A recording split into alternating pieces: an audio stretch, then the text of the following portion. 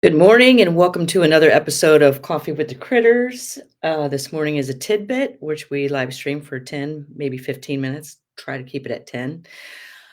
We live stream every Sunday morning at 9:30 a.m. Eastern in all regards to the science of behavior, known as applied behavior analysis, with an array of different animals, focusing on exotic animals.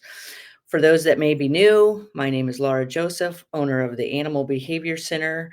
We're an international educational online resource for teaching people about behavior through working with animals.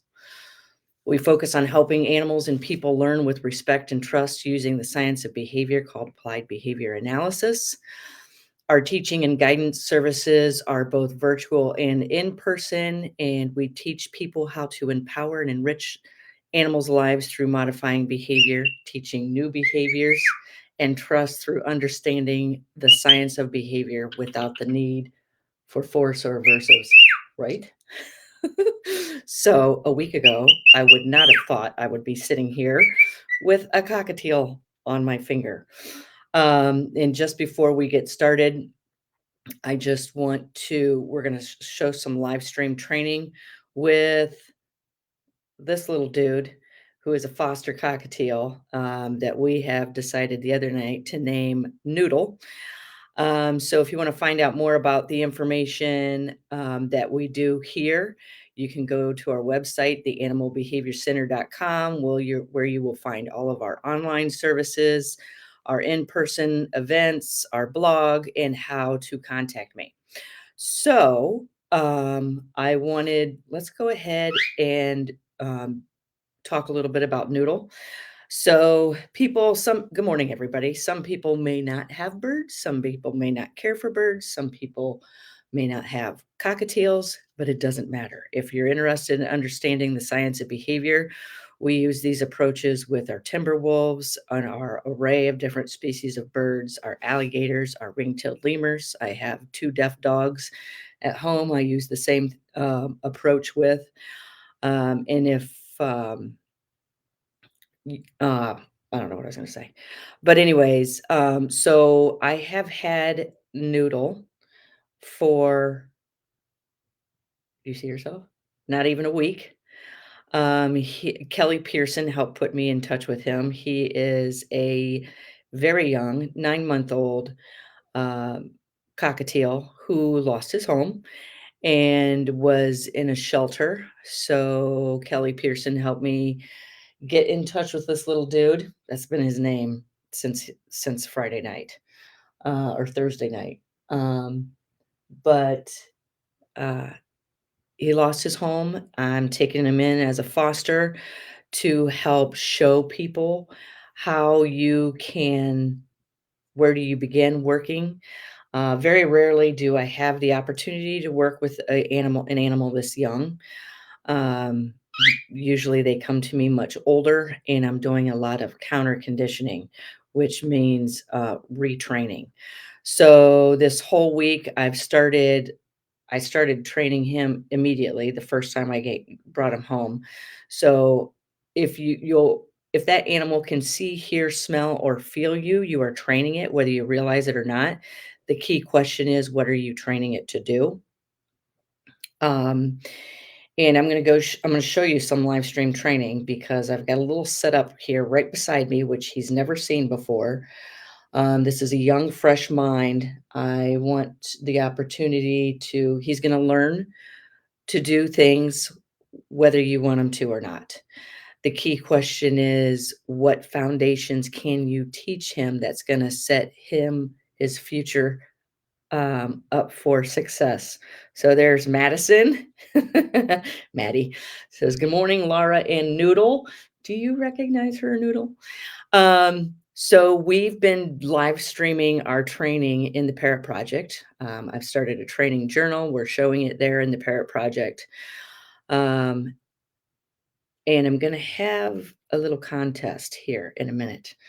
But I wanted to show you some training we're doing. So when Noodle came to me, that was not his name, but there was a behavior issue already starting to develop, which was he would go to the shoulder and he wouldn't get off the shoulder. Um, he would go to the shoulder, bite earrings, bite anything around the ears. Doo doo doo. Yeah, so we have accomplished quite a lot today or this past week. I haven't even known him a whole week.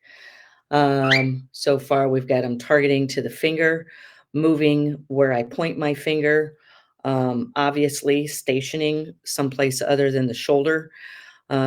He's learning how to fly. Um, and I love that. So I can teach him what I want him to do when he starts learning how to fly everywhere. What else have we trained? We've trained Kiss. I've got my kitchen table set up as a training station where I'm starting crate training with him. And today I'm going to show you some scale training. So yesterday I brought home a scale from the center. He has never seen this scale and he's never seen the perch that the scale goes on. And I have moved a stand right next to me where I have the scale and the perch sitting there.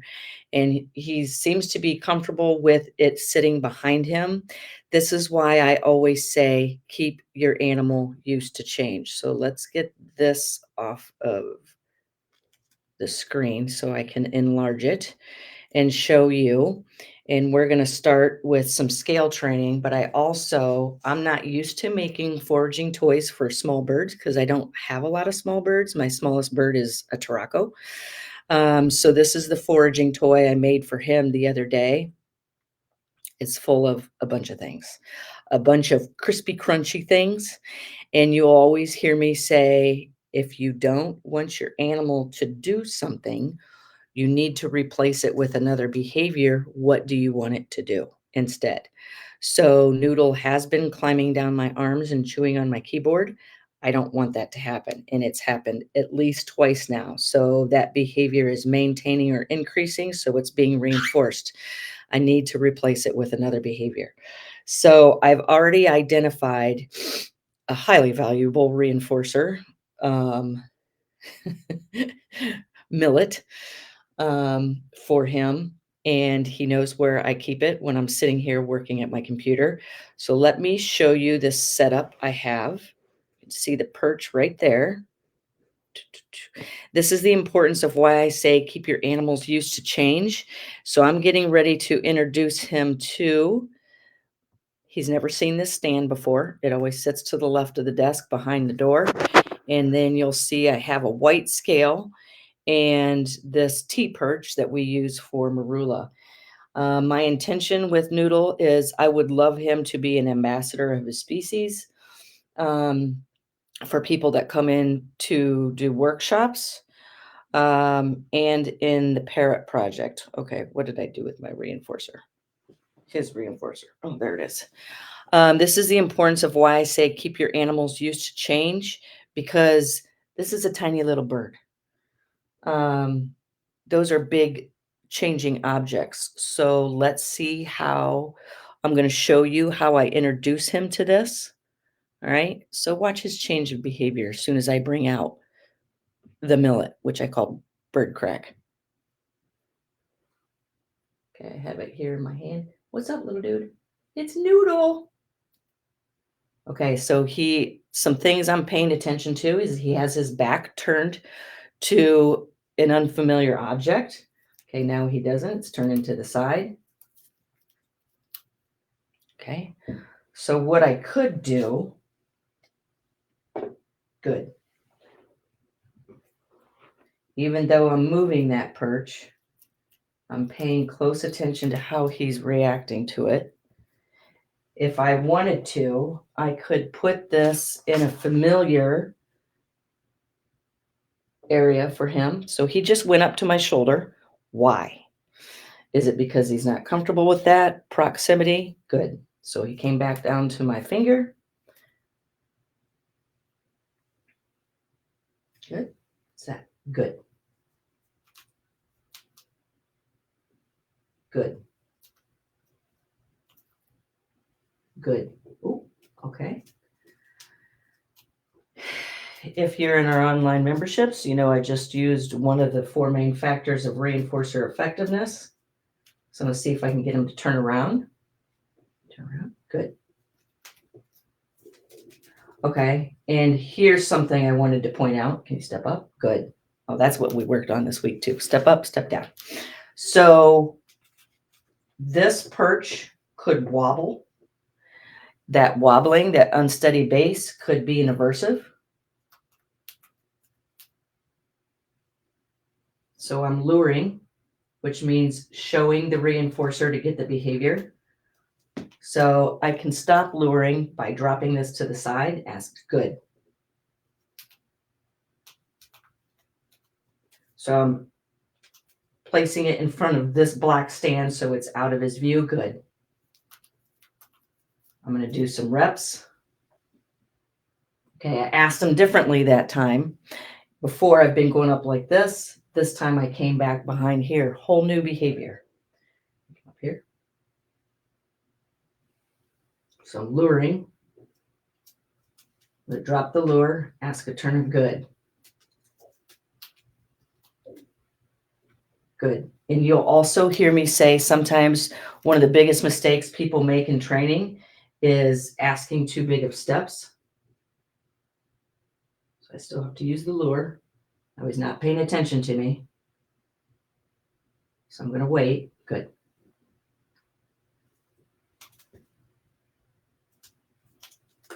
Drop the lure. Ask good. Asking him to turn around. Now I'm going to do a drop the lure. Good. So what I'm doing is fading out the lure. Going to ask him to step up. I faded out the, well, nope. Okay. We still need the lure.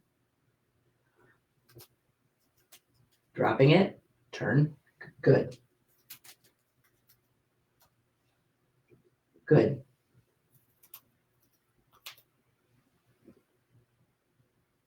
Okay. Something's making him nervous. And that plant is new because it was dying in my living room.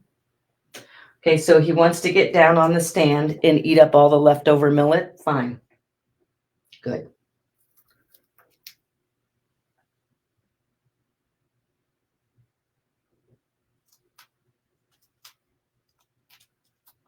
He is hesitating a little bit and stepping up onto this. Good. Stand now. I need to identify why. Good. It might be the vent blowing on that plant and it's moving the leaves ever so slightly. Those are the subtle things I'm paying attention to. Drop, turn.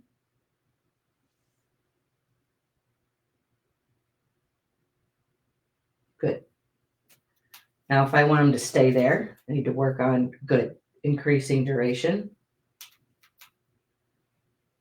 Good. My word good is my bridge. Good. This is how I teach him to stay there until cued to do otherwise. I have to shape good those small increments of time. But due to the timing of this, I want to get him on a scale. I really want to get a weight on him.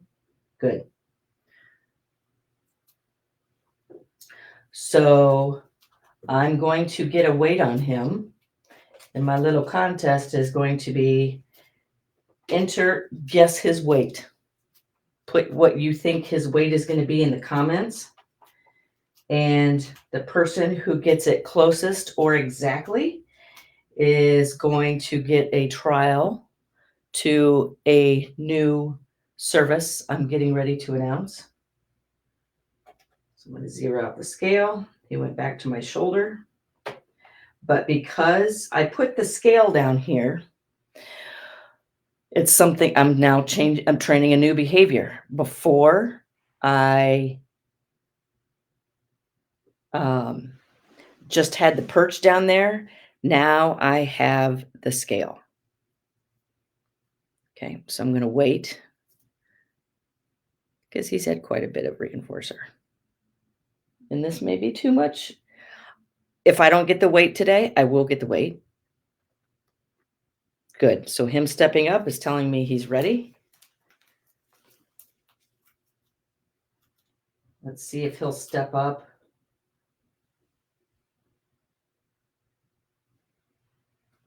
Okay. Ask him to turn around. I do believe it's that plant. Good. Good.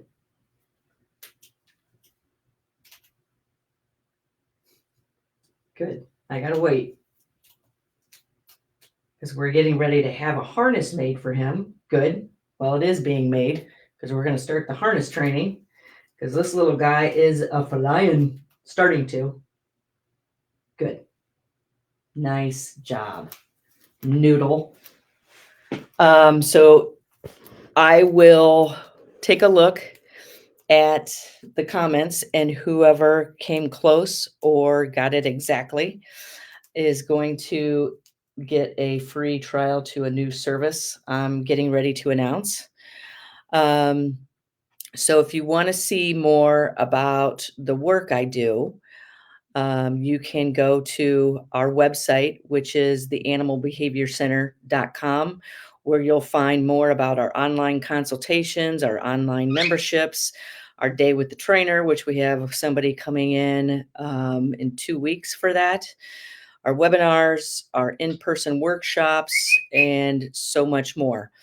You can also feel free to email me if you have any questions at Lara, Lara, at theanimalbehaviorcenter.com. These are some of our memberships, online memberships we have. Good morning, everybody. I also want to mention our nonprofit, the Sam I Can Foundation, which is what brought Noodle in. And if you're interested in volunteering with us, you're going to have to be local. We used to have people that drove 3 hours to get to us to volunteer, and I'm just going to tell you that's too far. So our volunteers help with cleaning, feeding, training, and so much more of the wide variety of species that we have in our care. So with that said, I want to say thank you. And Noodle says, Noodle saying thank you. I can't believe I have a bird in my house. We want to say thank you, and we will see you next weekend for another episode of Coffee with the Critters.